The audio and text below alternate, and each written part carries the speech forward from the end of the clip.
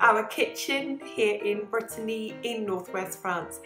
If you're here for the first time, my name is Jane and I'm retired. I live here with my husband Michael, who's behind the camera. We share our thrifty and frugal and money-saving life here in France, and every Friday we bring to you Frugal Food on Friday. And this week is the second part of a three-part series of affordable and easy fillers for your lunch boxes. We're all about money saving here, and one of the greatest ways that you can save money is to take your own lunch to work. You add it up. If you're buying that meal deal from the supermarket every single day and it's £3, that's £15 a week. You add that up, that's £60 a month, just buying your lunch. So we're all about saving money. So if you like saving money, if you want those really affordable, simple to make meals, and you want to come back every Friday for our Frugal Food on Friday, make sure that you subscribe and hit the bell so you get the notifications of all our new videos that come up on a very regular basis.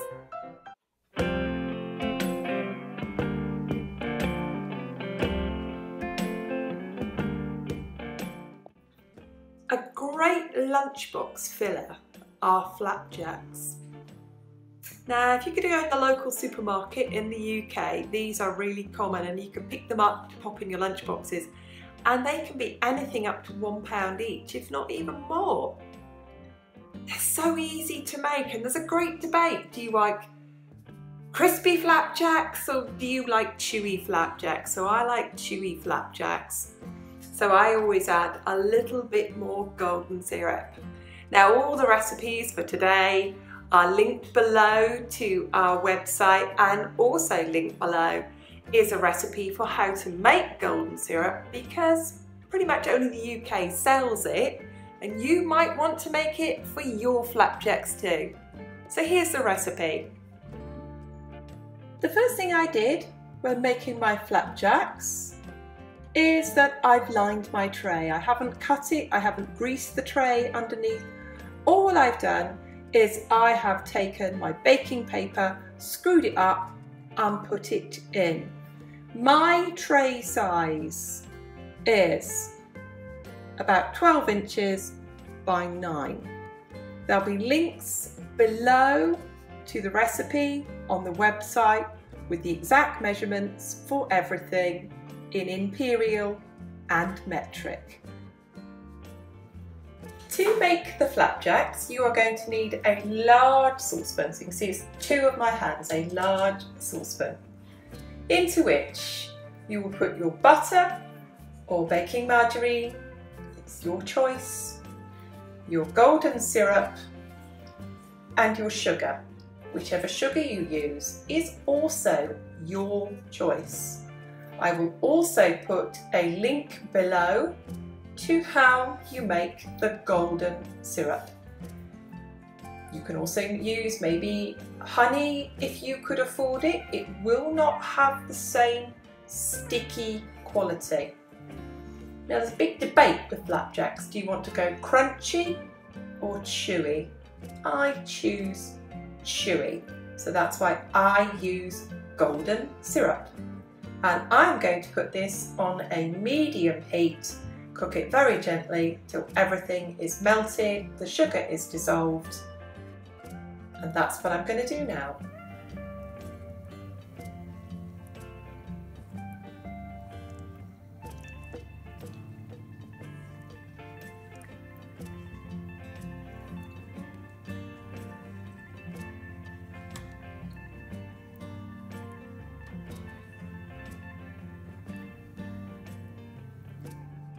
Once everything is melted and the sugar no longer feels granular, you're just going to add your oats.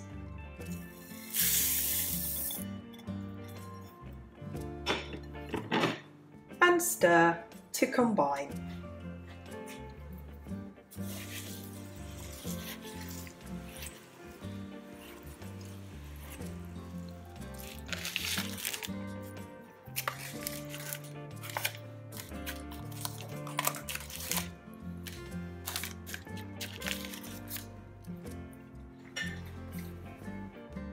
I'm now going to transfer this to my preheated oven where I will bake this. Times and temperatures are on our website. The link is below. So here is the flapjack, and I've cooked mine for about 25 minutes at 160 fan. All the conversions for that into Fahrenheit will be on the website link below. And you can see here, it comes away from the side. Now, you need to leave this to set now and cool a bit. And I will leave this until it is almost cool, but I do need to score it into its sizes. And this will make 18 separate flapjacks, so I might go for 20 actually.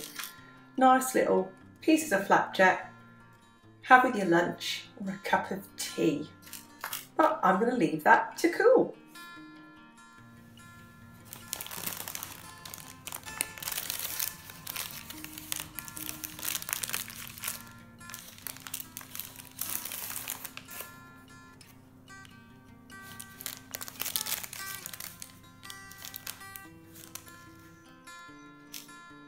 If you've never cooked flapjack before, here's some things to know about it.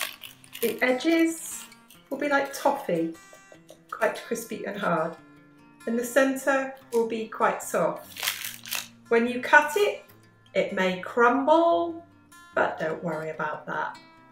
Homemade cakes are not perfect.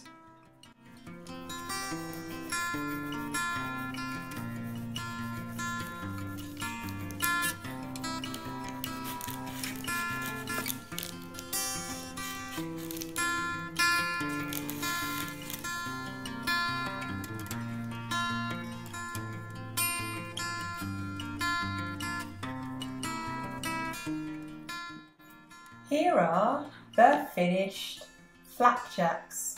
I cut these into 20. Now, a great way to freeze these is to place these on a large tray with baking paper, separate them all and freeze them. And then when they are completely frozen, you can easily put them into a bag and they will stay unstuck from each other. In a tin, you could take half of them, put them in a tin or a sealed box, and they will be great to eat all week. Great for lunches, picnics, superb little snack, or just to have with a cup of tea.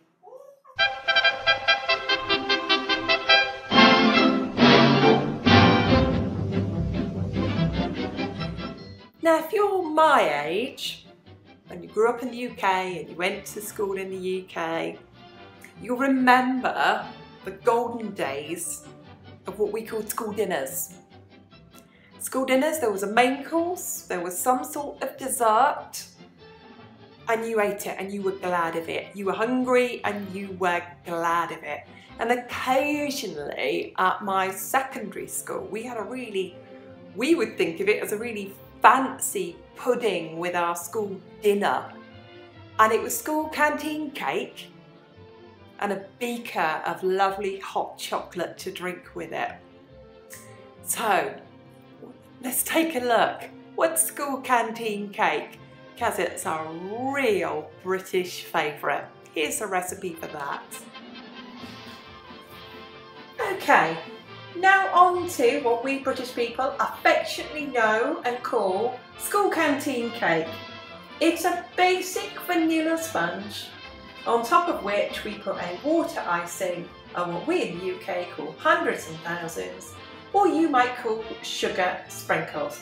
So this is how I make it. You will need a large baking tin. I've taken 2.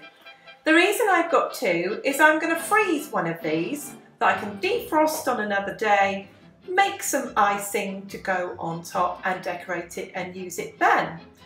This needs using up within a week, so that's what I've done. And you can see over there, I am going to use my hand mix.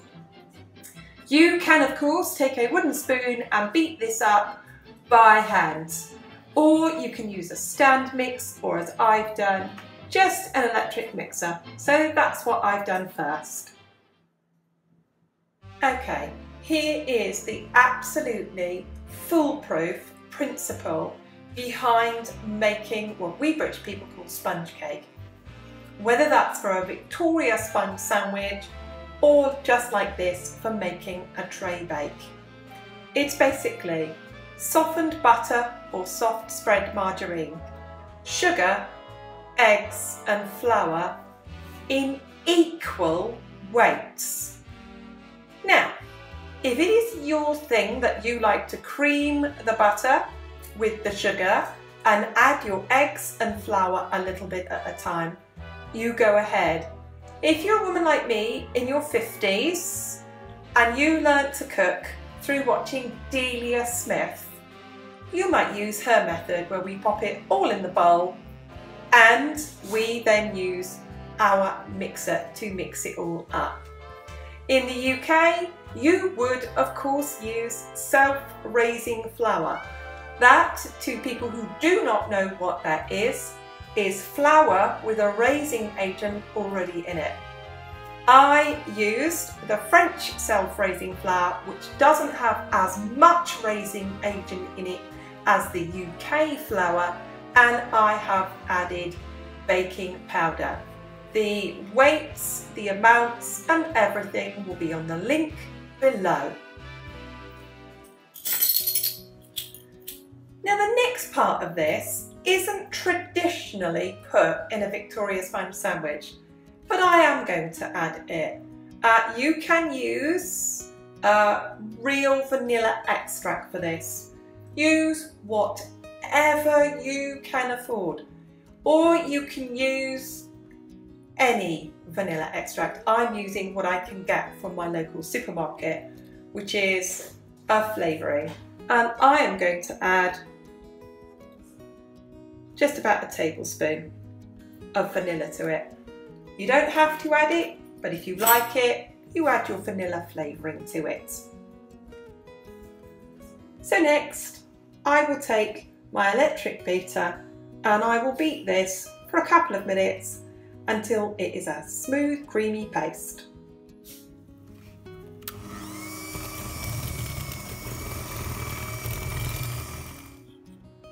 So there we are. I have divided this into 2 baking tins. It's not very deep.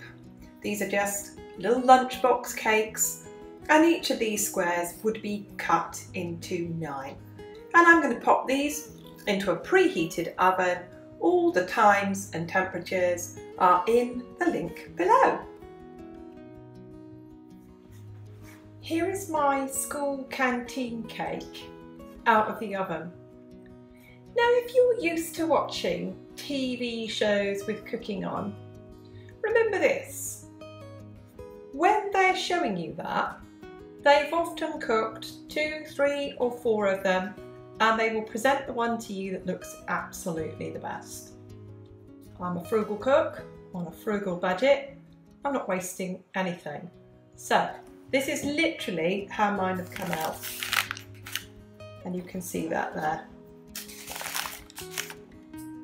And I'm going to leave these to be completely cool before I show you how I put the icing on top. Now, on my school canteen cake, I've made what we in the UK call water icing. So I have in here 150 grams of icing sugar, confectioner's sugar.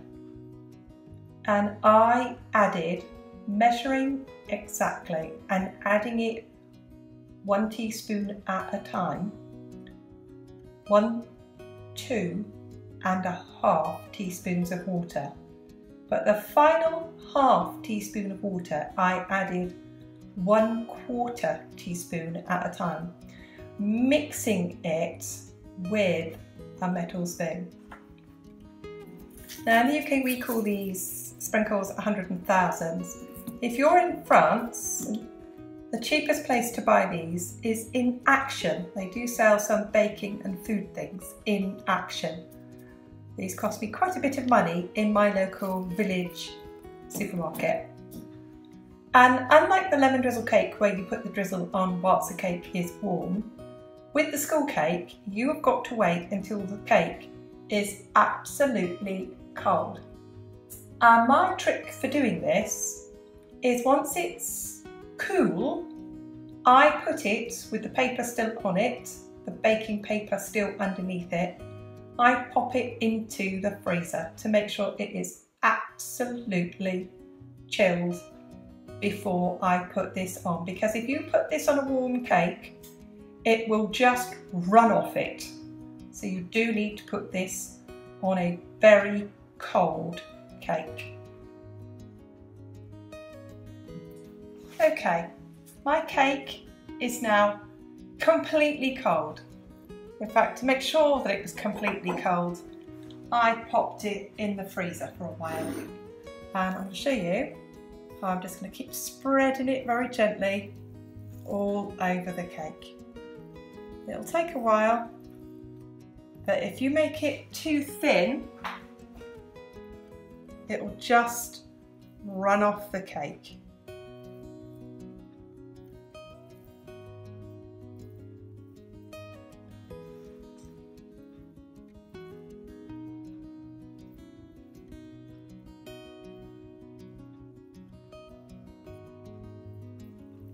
And I'm going to keep going until I've got it all over the cake.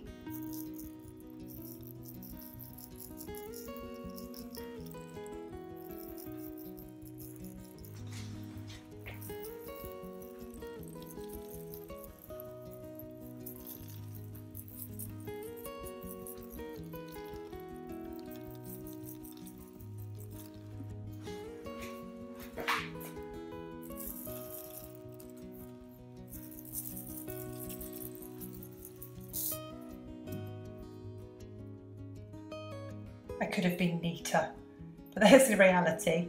Little hundreds and thousands, they do go absolutely everywhere. School canteen cake.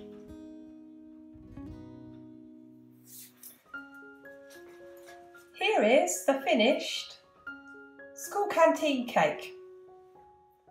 And I'm going to show you now. I've got clean hands, don't worry. It's very light and fluffy and buttery with a layer of icing on top, and the sugared sprinkles, or as we call them in the UK, hundreds and thousands. These are quite big, man-sized pieces. We've got a builder and people on site, and Mike likes a big piece of cake. For children though, you would, or somebody wasn't particularly hungry but just wanted a sweet snack, instead of 8 pieces, this would easily make 16. Pop them in a piece of foil, put them in your lunchbox. Great to take on a picnic. You might need to put a cool pack in there because they're only soft and the icing might warm up a bit. So keep them cool in a cool box. Great to take on a picnic and absolutely great to take lunch, and perfect to sit down and have a cup of tea and a nice piece of cake.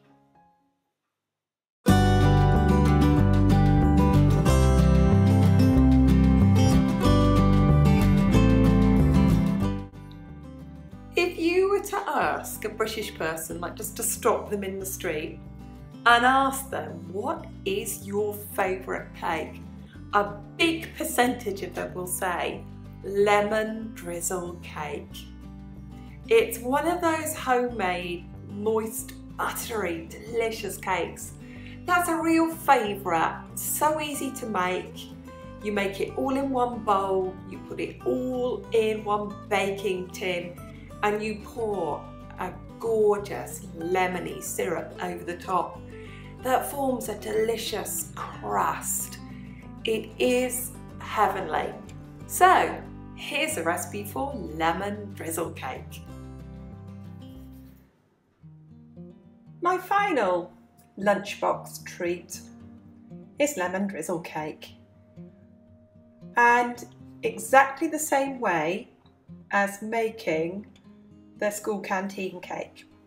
You need the same in weight of flour. In the UK you would use self-raising flour, to sugar, to soft margarine or butter, and either need to be soft and room temperature, and the same weight in eggs. I've used 3 eggs.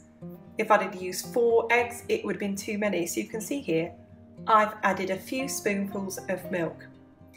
I have added the zest of 2 small lemons. You can see here they were the cheaper ones. They're not really very big, but if you had a really big, good lemon, because the better the lemon, the better the lemon drizzle cake. You may only need the zest from 1, but if you buy the cheaper, usually here in France, 3 lemons for €1, you might need 2. And keep the lemons because you will need the juice. And just as with the school canteen cake, I am going to use my mixer to cream this together to make a batter. So just as with my school dinner cake, all the ingredients went into one bowl. I used my electric mixer. This time I have lined a £2 loaf tin, with paper exactly the same way. I screwed it up, I pushed it in, and I have got my cake in there now.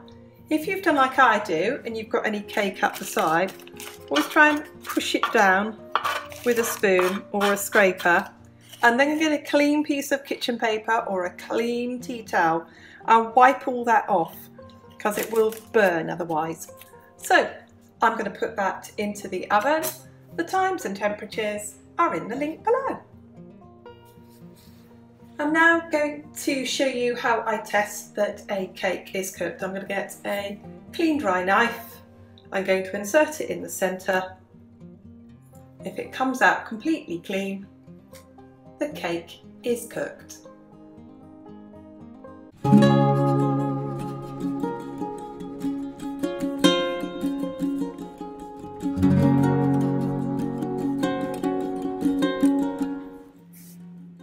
Here is the finished lemon drizzle cake, and I'm going to let this cool, but not to be completely cold. I'm going to push this out of the way. As you saw, I had 2 small lemons, but if you had a really good big quality lemon, you'd need the juice of 1 lemon. And in here, I have put 110 grams of granulated sugar. And you can see here, it's not quite dissolved yet, but I'm going to keep stirring this. There we go. I'm going to keep stirring this until it's all dissolved. And when my cake is only just a little bit still warm, I'll show you how I drizzle it all over the cake. And the lemon syrup will sink into the cake and it will leave a crust of shiny lemony sugar on top.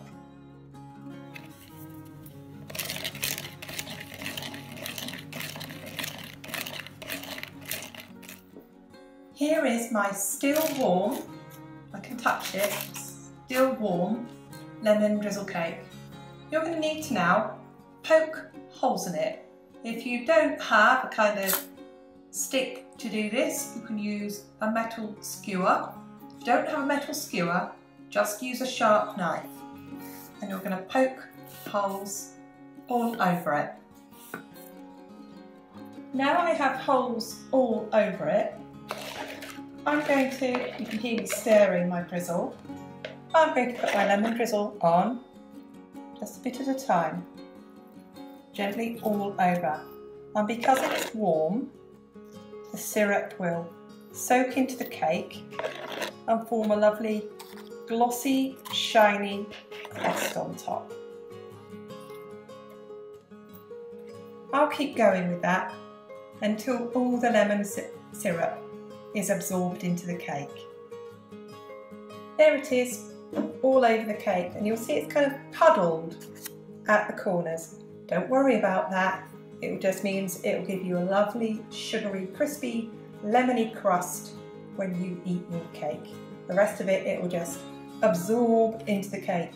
It's called a sponge cake, and like a sponge, it'll absorb all of this lemon syrup.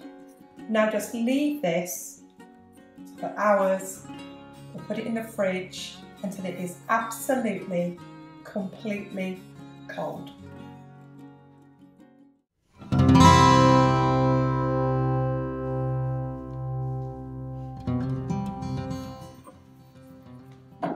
Here is the finished lemon drizzle cake. And as I always say, don't worry, my hands are clean. And you can hear it's got a sugary crust to it. There it is. It's very buttery, very moist. Let's cut another piece for you. There we are. Lemon drizzle cake. Great in a packed lunch. Fantastic to take on a picnic. And even better for afternoon tea, or have with a cup of tea or a cup of coffee. Lemon drizzle cake.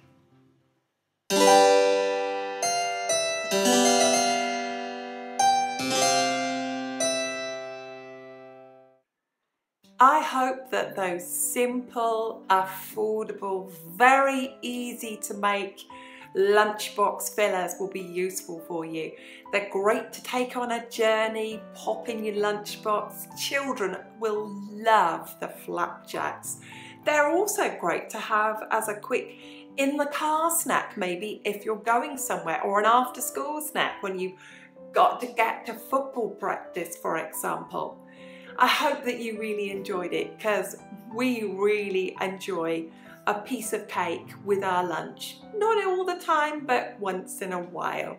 Just leaves me to say thank you so much for dropping by. If you've enjoyed this video, give it a like, make sure you subscribe, and I'll see you again real soon. Bye for now.